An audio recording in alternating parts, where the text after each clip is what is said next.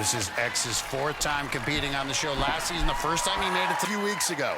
Back in season 13, made it to the extended padlock. Gonna have to do better at that if he wants to move on to racing. We just have a loaded field. Oh!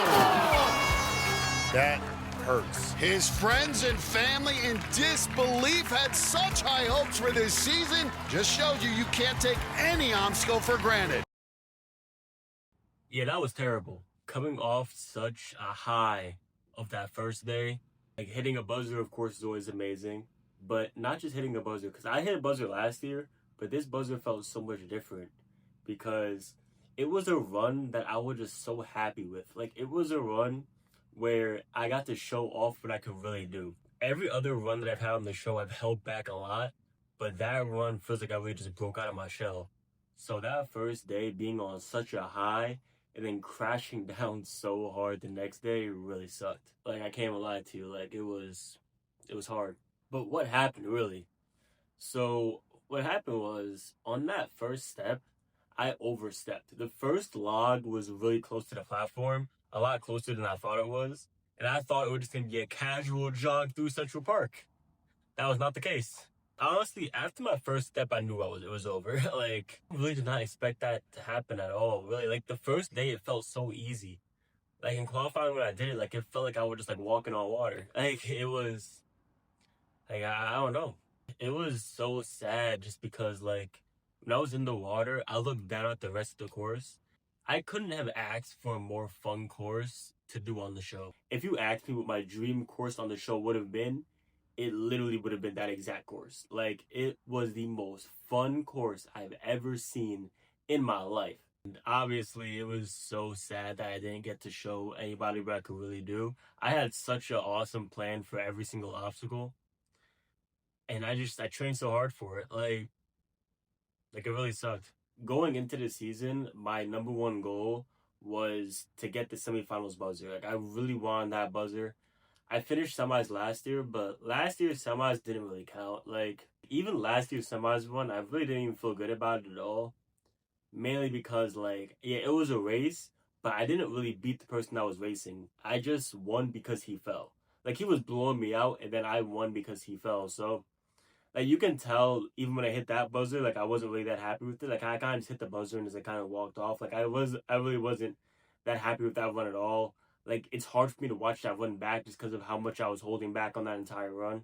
Literally all I wanted this season was just to get that semis buzzer, and I came up short. Well, came up short is an understatement. I fell in the third obstacle, but yeah, really sucked. Like, I felt so ready for it. Like, I felt so strong. I felt so prepared. When I saw the course, honestly, in my head, I was like, this is a guaranteed clear. Like, this course looks so easy. Like, and the reason I'm saying it looked easy was because it was all things that I was just so good at. Salmon ladder, I had a cool plan for that obstacle. Corkscrew is probably the most fun obstacle I've ever seen in my life. I actually got to try it in my gym after the show, but I wanted to do it on the show so bad. Like, that was an obstacle that the first time I saw it, I've always wanted to try it. Like, when I heard that was on the course, like, I was so hyped for it. Like, I was so excited. The only obstacle I was really worried about on that course was the last obstacle, just because I know how hard that obstacle is. Like, I was watching people just pumping out on it left and right. So, like, my plan for that course, honestly, was to send huge moves on each obstacle, but take my breaks in between. Like, I wanted to finish, like, in the 5-minute range. So, like, I really wasn't aiming to go super fast. I was just trying to take a nice, chill approach to it. I was really going to take my time in the back half just because I wanted to save everything I had for that last obstacle.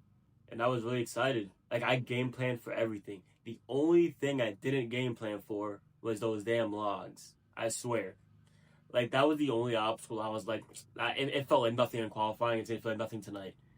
Like, I feel like the biggest lesson I can take from this is don't take any obstacle on the show for granted. You can fall anywhere. It just sucked. Like, I don't even know how else I can say it. Like, it just really sucked.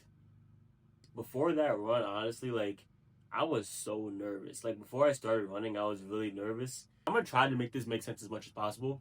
But, like, I was so nervous because I knew if I fell, it was gonna be a mental mistake.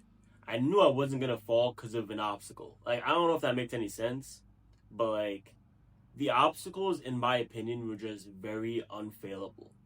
like when you get to a certain point in ninja, honestly, like I'm not even the craziest ninja in the world, but like I do like to think that I'm pretty strong.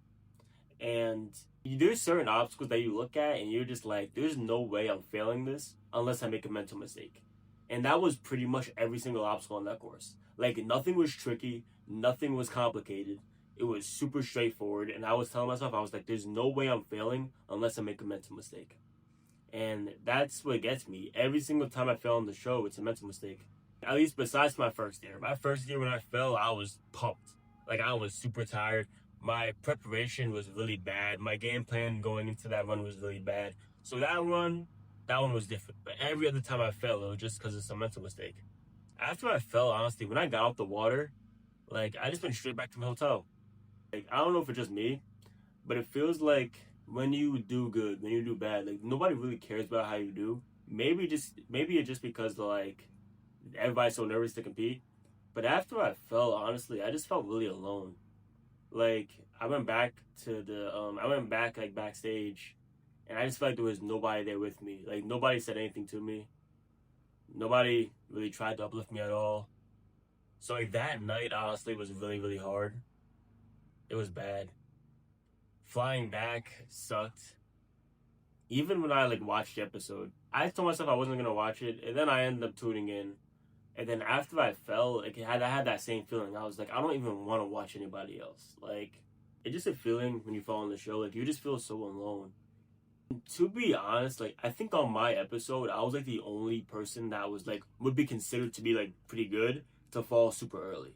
Like, everybody else that like had the talent to get through that course got through it. Like, it felt like I was really the only one that just fumbled, I guess you can say. Like, I don't really know how else I could say it. I mean, balance can get anybody. I just really underestimated it. My steps were really off, and I was in the water. Couldn't even believe it, honestly.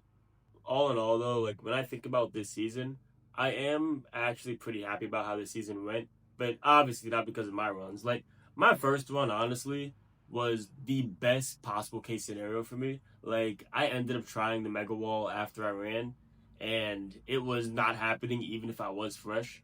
So like my run in qualifying was honestly pretty damn close to a perfect run in my eyes. Like I was really happy with it.